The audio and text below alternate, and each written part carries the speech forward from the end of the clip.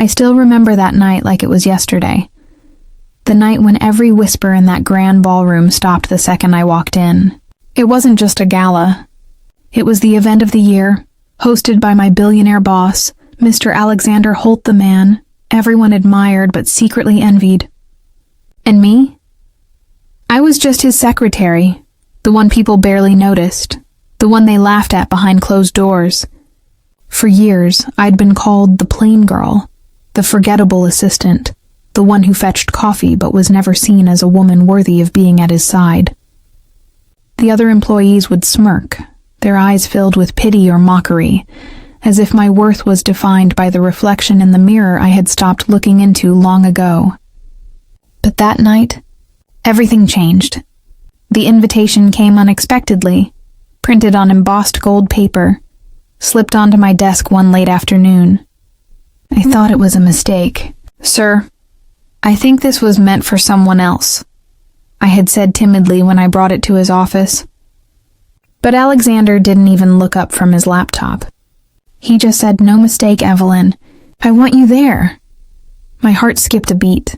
Why me? For days I couldn't stop thinking about it. Rumors spread quickly around the office, people whispering that he felt sorry for me. Or worse, that it was some cruel joke. I could feel their eyes on me as I walked through the corridors, pretending not to hear their laughter. I almost decided not to go. Almost. But then I looked at myself in the mirror that night before the event, and something in me stirred a small, fragile spark that whispered, "You deserve to be seen." I took every bit of courage I had, every piece of insecurity I carried, and turned it into quiet determination. The old Evelyn stayed behind in that tiny apartment. When I stepped out in that gown, a shimmering sapphire dress that hugged me perfectly, I wasn't just a secretary anymore.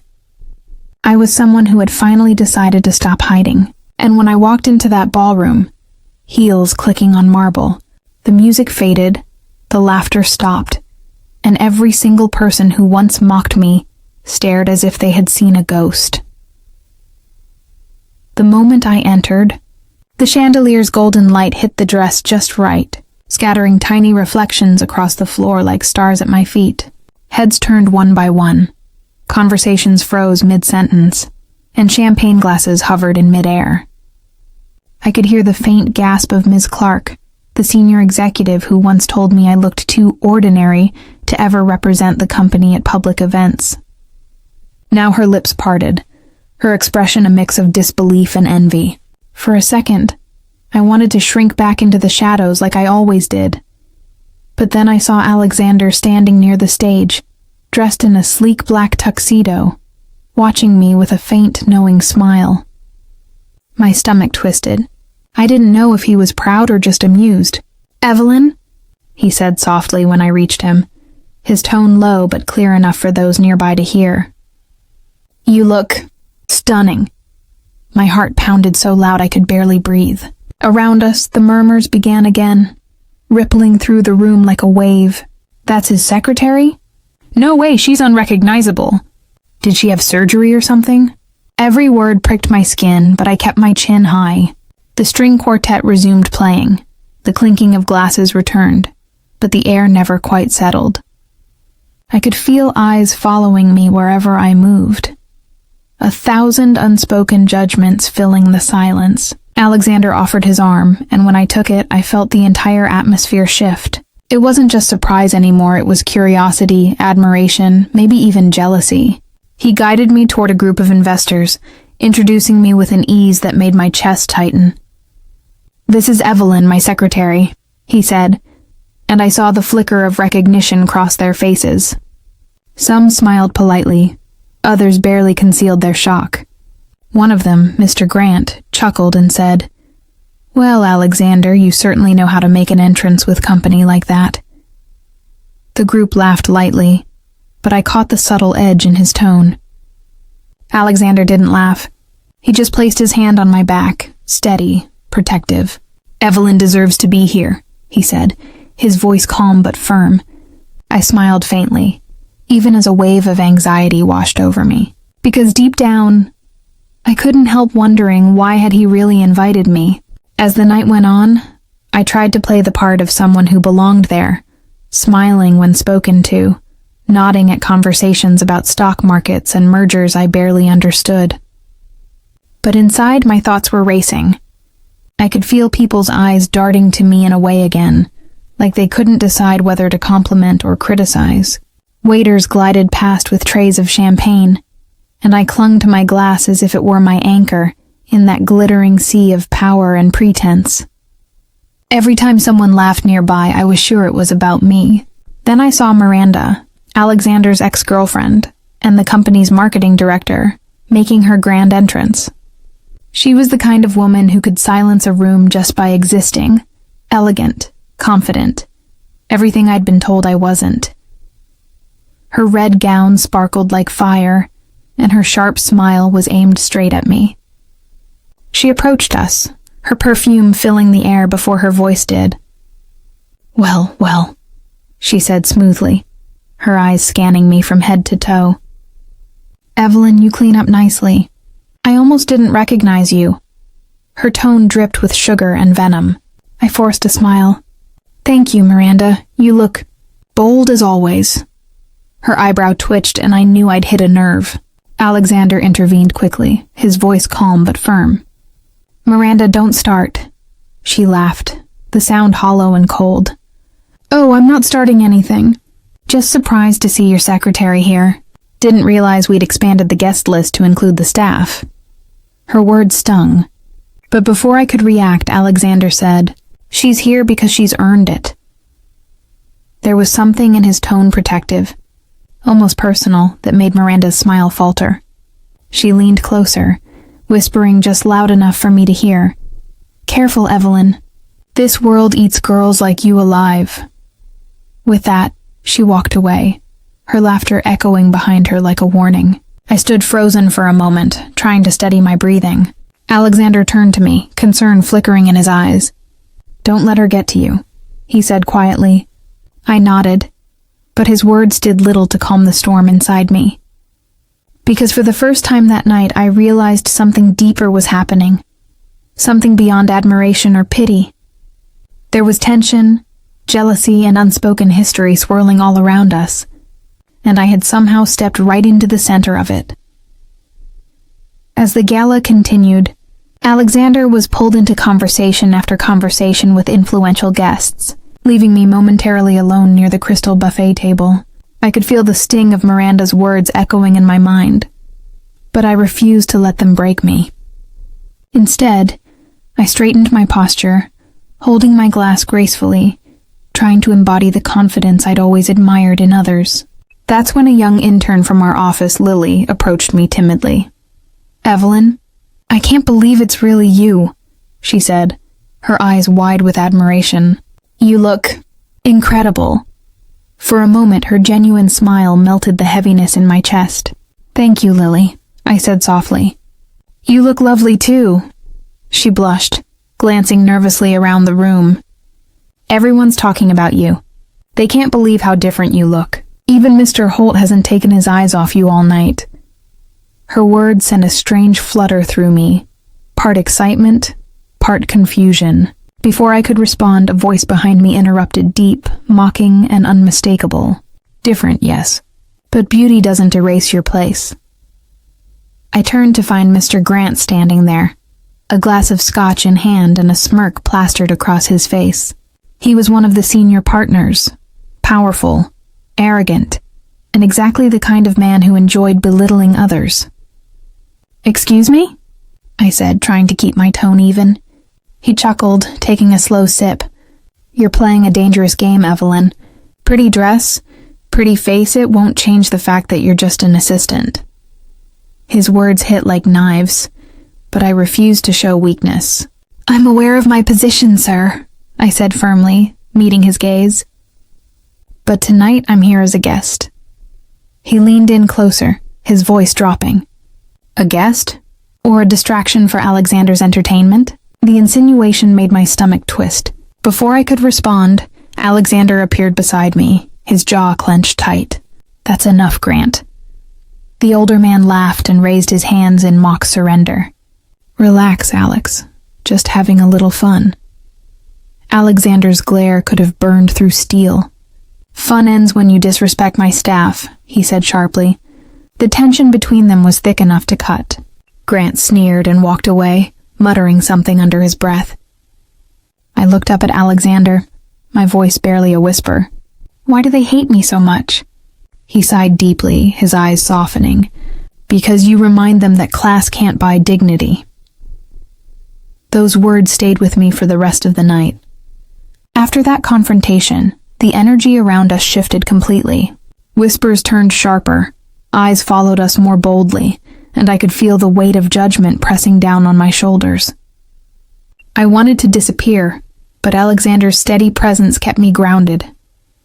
Still, I couldn't shake the uneasy feeling that there was something deeper going on, something I wasn't seeing. As the speeches began, Alexander was called up to the stage to welcome the guests. The spotlight bathed him in golden light as he spoke with calm authority, thanking investors, partners, and employees for their loyalty. But then, something unexpected happened. He mentioned me. There's someone here tonight who reminds me that true value isn't found in wealth or titles, he said, his voice echoing through the grand hall. It's found in resilience, in humility, and in hard work. Evelyn, thank you for reminding me and everyone here of that truth. My heart stopped. The crowd turned toward me, and for a moment, I wished the ground would open up and swallow me whole. The applause started slowly, hesitant claps rippling across the room until they grew louder, more confident. My eyes stung as I forced a smile, unsure whether to feel proud or exposed. When he stepped down from the stage, Miranda was already waiting for him, her expression unreadable. I watched her whisper something into his ear before brushing past me, her perfume lingering like smoke. Alexander returned to my side, his face unreadable. You didn't have to do that, I said softly. You've just painted a target on my back. He looked at me seriously. You've had one on your back for years, Evelyn. The difference is, now they'll think twice before aiming. His words were meant to reassure me, but they only deepened my confusion. Why was he defending me so fiercely? What did I mean to him? I excused myself and stepped out onto the balcony for air. The city lights stretched endlessly below, glittering like diamonds, but I felt oddly small among them. My reflection in the glass door showed a woman transformed, yet uncertain of who she truly was. Behind me, the sound of heels clicking approached, slow and deliberate. I turned and found Miranda standing there, her red dress glowing under the moonlight, a knowing smirk curving her lips. You really think you've won him over, don't you? She said coldly. You have no idea what kind of game you've stepped into. Her words sliced through the night air, sharp and venomous. I took a slow breath, refusing to let her see how much they rattled me. I'm not playing any game, I said quietly, though my voice trembled just a little. Miranda laughed, a low, bitter sound. Oh, Evelyn, that's exactly what makes you dangerous. You're too naive to realize that every move in Alexander's world is a strategy. You think he invited you here because he suddenly sees you as his equal? I frowned, confusion and hurt twisting inside me. Why else would he? She took a step closer, her eyes glinting. Because you're his pawn. He's been trying to prove something to the board that loyalty and character matter more than appearances. You're his perfect example, the secretary who blossomed, a convenient symbol to make him look noble. Her words hit like a punch to the chest. I wanted to deny it, to believe she was just trying to manipulate me. But a seed of doubt had already taken root. Miranda smirked, seeing the hesitation flicker across my face. You really thought he saw you, didn't you? That dress, that makeover, it's all part of his story, not yours. She brushed a lock of hair behind her ear and added, Don't take it personally. Alexander always finds a way to turn people into lessons. With that, she turned and walked back inside, leaving me frozen under the silver moonlight. The cool wind whipped through my hair as I stood there, trying to steady my breathing. Could she be right? Was I just a prop in his world of power and reputation? My mind spun with memories, the way he'd defended me. the softness in his eyes when he looked at me, the kindness that once felt genuine. Was it all an illusion? I pressed my hands against the railing, trying to hold myself together, but the doubts grew louder with every passing second. When I finally turned to go back inside, Alexander was standing in the doorway watching me. His expression was unreadable, but something about his eyes told me he'd overheard at least part of our conversation. "Evelyn," he said slowly, his voice low and careful, "whatever she told you, don't let it ruin tonight." But his words only deepened the ache in my chest, because in that moment, I couldn't tell whether he was protecting me or protecting himself. I looked at him, searching his face for a hint of truth, but all I saw was that same calm expression he always wore when things got complicated, steady, unreadable, and impossibly controlled. "Did you know she would say that?" I asked, my voice barely above a whisper. Alexander's eyes flickered just for a second before he sighed. "Miranda likes to twist things, Evelyn. She's angry that she's no longer the one standing beside me at these events." His explanation sounded logical, smooth even, but something about it didn't sit right. "That doesn't answer my question," I said quietly. His jaw tightened, the charm in his tone slipping away. "You're overthinking," he said, stepping closer. "You don't have to question everything." But I did. Because for years, I had lived in silence, accepting what others thought of me, letting them define my worth. "Not tonight." "Why me, Alexander?" I asked, finally meeting his gaze. "Why invite me to this? Why put me in the spotlight?" The silence stretched painfully long. For a moment, I thought he wouldn't answer. Then he said, "Because I wanted them to see you." His words sounded almost tender, but the way he avoided my eyes made my stomach twist. "See me or see your story?" I asked bitterly. That made him pause. His lips parted as if to respond, but no words came out. I took a step back, my chest tightening. "You talk about dignity and character," I continued, my voice trembling. "But did you ever think how it would feel for me to stand in front of all those people who mocked me, not knowing if I'm there because I matter or because I make you look good?" His expression softened slightly, but his silence said everything. I nodded slowly, realization sinking in like ice. That's what I thought. Turning away, I started walking back into the ballroom, trying to keep my composure as tears threatened to spill. The music had changed to something slower, elegant, but the beauty of it only made the ache in my chest sharper. People smiled and clinked glasses, unaware of the storm unraveling just beyond the balcony doors. I felt the walls closing in, the whispers louder, the lights harsher. For the first time that night, I didn't want to be seen anymore. I just wanted to be free from all of it, from the games, the pity, and the illusion that I had finally belonged. I slipped away from the ballroom and into a quiet hallway, lined with golden-framed portraits of past founders, their stern faces watching as if judging my every breath. My heels echoed on the marble floor, each step heavier than the last. I didn't know where I was going, only that I needed to breathe away from the suffocating glitter of that world. My reflection in the glass doors looked foreign perfect makeup, elegant hair, stunning gown, but inside, I felt hollow. For years I had dreamed of being noticed, of being respected. But now that everyone finally saw me, it didn't feel like victory. It felt like exposure. I found a small side room, dimly lit, where the hum of music barely reached. I sank onto a velvet chair, clutching the edges of my dress, trying to steady my racing thoughts.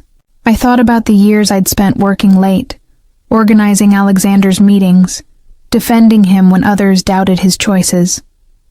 I'd trusted him more than I'd trusted anyone. I didn't want to believe Miranda, but the way he hesitated when I asked why me kept replaying in my head.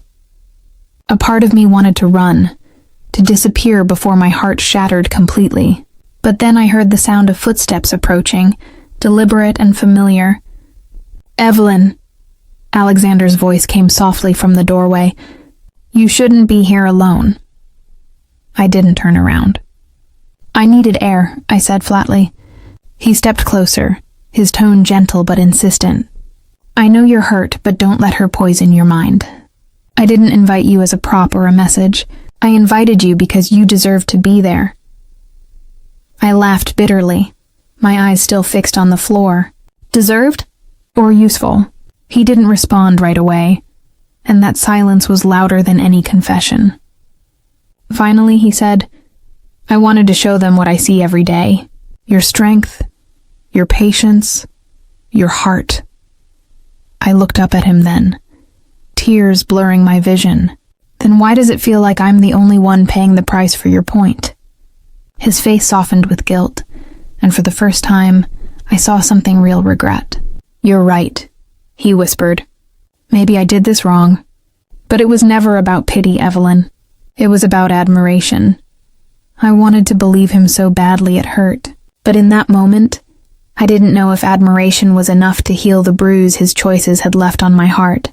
He moved closer, close enough that I could see the sincerity flickering behind his carefully composed expression. Evelyn, you changed this company more than you realize, he said quietly. You brought compassion into rooms full of greed. You made people listen differently. I wanted them to see that. His words sounded beautiful, maybe even true, but I'd heard enough beautiful words in my life to know they could still cut. You should have told me, I whispered. You should have warned me before turning me into your example. He hesitated, then nodded slowly. You're right. I thought it would mean more if you saw it for yourself, if you saw how strong you've become. I shook my head, a tear slipping down my cheek. Strength doesn't come from standing under a spotlight, Alexander. It comes from surviving what happens after it fades. The silence between us stretched like a thread ready to snap. For a moment, he looked as though he might reach out, but then his phone buzzed in his pocket. He glanced at it and sighed, his expression shifting back to the cold composure I'd come to recognize from the office. Duty calls, he murmured. That was it. The moment was over. He turned toward the door, and I realized that no matter how kind he was, his world and mine would never truly meet. I stood up, smoothing my dress, my voice steady now. You know, Alexander, maybe Miranda was right about one thing. You do turn people into lessons. But I think tonight, I finally learned mine. He stopped, glancing back at me with a look I couldn't quite decipher. And what lesson is that? I smiled faintly, even as my heart ached, that I don't need to be chosen to be seen. For the first time, he didn't have an answer. I walked past him, back toward the grand hall where laughter and music filled the air as if nothing had happened. No one noticed me leave through the side exit. No one cared that the girl who had stolen the room's attention was gone. Outside, the cold night air greeted me like an old friend. I looked up at the glittering city skyline and breathed deeply. Somewhere between the pain and the pride, I felt something shift inside me. Maybe tonight wasn't about being admired. It was about finally reclaiming my story. The city lights shimmered above me as I stepped out of that golden cage, my heels clicking against the stone pavement, each step echoing louder than the last. The night air was crisp, biting against my skin, but it felt like freedom, raw and real. For the first time in years, I wasn't walking behind anyone, carrying files or adjusting my pace to match someone else's rhythm. I was walking for me. I found a bench near the fountain outside the venue, the water glistening like liquid diamonds under the moonlight. I sat there, letting the muffled sounds of laughter and music drift from the ballroom, distant now, almost unreal. A limousine pulled up nearby, and through its tinted window, I caught a glimpse of Alexander inside, looking out toward me. Our eyes met for a fleeting second. There was something in his gaze, regret, maybe longing, but I turned away before I could be pulled back into that storm. I didn't need his validation anymore. The night had stripped away every illusion, leaving me bare but unbroken. My phone buzzed with a message from Lily, the intern. You were amazing tonight. Everyone's still talking about you. I smiled faintly. Not because of the attention, but because it reminded me that transformation wasn't about changing how others saw me, it was about changing how I saw myself. I thought about the woman who'd walked into that gala nervous, desperate to belong, and realized she was gone. The woman sitting there under the stars wasn't defined by anyone's approval. Not by Alexander's admiration, not by Miranda's jealousy, not by the cruel whispers of people who would never understand my journey. I stood up, feeling the cool night breeze lift my hair as if urging me forward. The world suddenly seemed wider, full of paths I'd never dared to walk before. Maybe I'd leave the company. Maybe I'd start something of my own, something that didn't require permission to shine. I didn't know what came next, but for the first time, the uncertainty didn't scare me. It excited me. As I walked away from the glowing lights of the gala, I caught my reflection in a shop window. A woman in a sapphire dress, eyes steady, heart fierce. I smiled at her. She wasn't a secretary anymore. She was a survivor, a dreamer. And tonight, she had rewritten her own story.